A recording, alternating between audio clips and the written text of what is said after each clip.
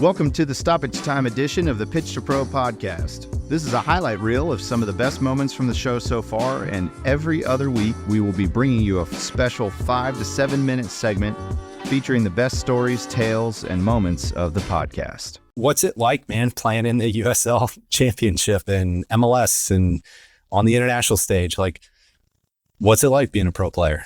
I love it. This is what I wanted to do since I was a kid, and maybe the dream is different than the reality as well. And I think every kid dreams of, if they want to be a pro, they want to do it at the highest level. And then it maybe becomes, I want to do this at the highest level possible, because I'm not in the Premier League right now. I'm not playing on the international stage as a full senior member. But there's still a kid's dream in here involved, and there's a love and passion for it. And that's one of the main reasons why I still do it. And then on the day-to-day aspect of, okay, what's it like? I think it changes based on the environment you're in. But the daily rhythm is some version of, okay, you wake up, you go to the training ground, you kind of have meetings, get yourself physically ready for training. You have training, kind of varies in the length of time, but then you're probably done around noon. And then you have maybe a lift or some recovery with lunch afterwards. And then most of the time, maybe a follow-up meeting, but most of the time you're back home around somewhere between 2 and 4 p.m. And then there's a lot of downtime afterwards. And I think when you maybe look at the highest levels possible, there is a lot of downtime, maybe some boredom as well. And you have to, recovery is so important that you have to really take care of yourself, relax mentally, physically, to get yourself ready for the next day. Because over the course of a 10, 11, even 12-month season for some of these guys, it becomes a lot. And so finding those daily moments where you can kind of peak with your stress and your activity, but then also recover is really important as well. And then currently here in Oakland, I've got maybe a bit of a different rhythm than I've had at any club I've had before. Where now I'm living with my girlfriend in San Francisco. I bike and then take the ferry and then bike again to training. So most of the time I drive.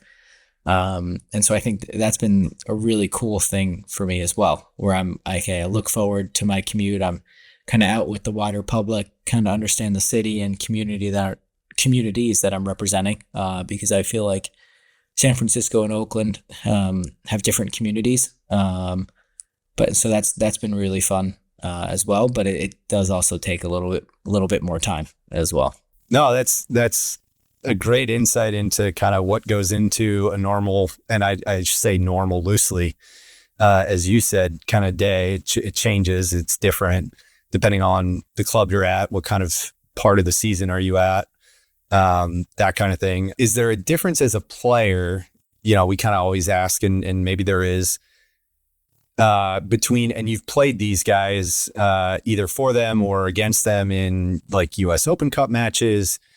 But like, people always ask, like, what's the difference between USLC and MLS? Can you offer any insight as to kind of what the level is like and what's different about it that kind of you've experienced or can share? Yeah, I think in a couple ways. So first, I think from a domestic level, there's a lot of Americans that kind of play regularly in MLS that maybe are in and around the national team.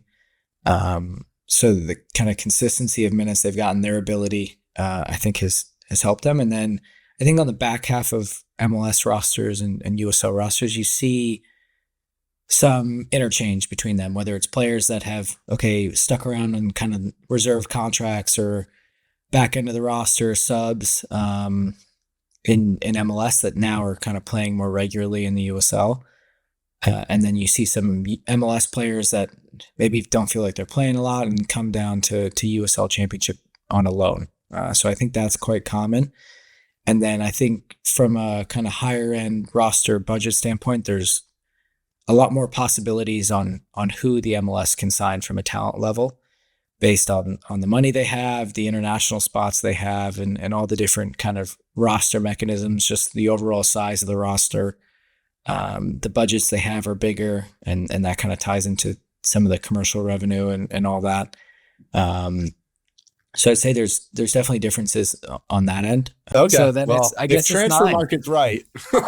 It usually is. So 8th or 9th, we'll call it a good number of clubs in an experienced player. Let's put it that way.